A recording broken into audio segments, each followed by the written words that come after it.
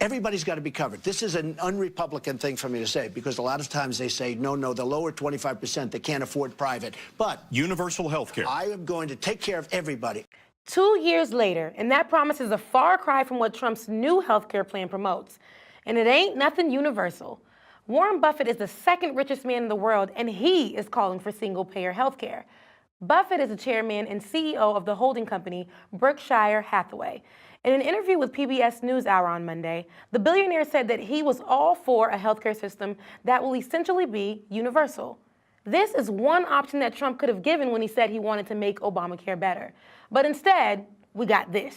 Mr. President, we've just gotten the latest numbers on the Senate Republicans' reckless plan to take away health insurance from millions of American families, take it away from sick little kids, take it away from seniors in nursing homes. And these numbers are worse than anyone expected. According to PBS.org, Buffett is not here for the Senate and House Republican health care reform bills that would roll back taxes that are a part of Obamacare. A tax cut for the rich to save the millions rather than a universal health care system that would save lives. Buffett believes rich folks like him should not be benefiting from a tax cut. Very different from our money-hungry president. There's nothing ambiguous about that. I will be given a 17% tax cut.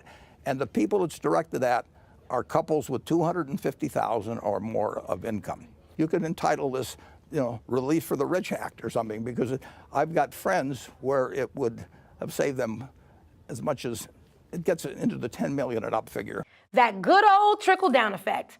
The phony idea first used by former President Ronald Reagan, who was also called for tax cuts for the rich and made it hard for the government to pay the bills. He promised tax cuts for billionaires, and then everybody would live happily ever after. No, the true story is that the rich just get richer and everyone else gets poorer and die because we can't afford health care.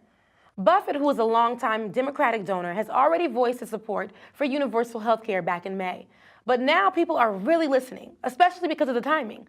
Just Tuesday, GOP Republicans decided to scale back on voting for Trump's plan because they can't seem to find the votes to pass it.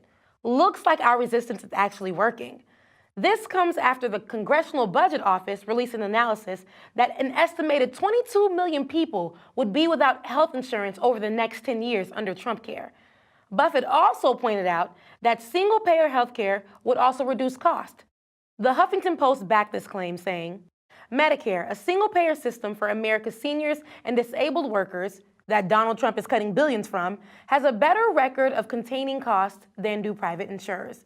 They also said that the United States, one of the only developed nations without a universal single-payer system, has by far the world's highest per-person healthcare cost. The billionaire's words have not fallen on deaf ears. Healthcare reform should be a priority to the president, not trying to one-up Obama on his own healthcare system that actually works.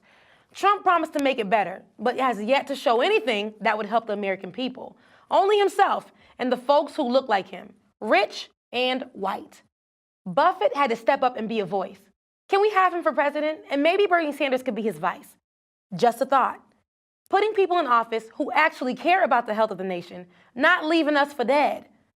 I'm Rebecca Azor, and for authentic news you can count on, visit content.news.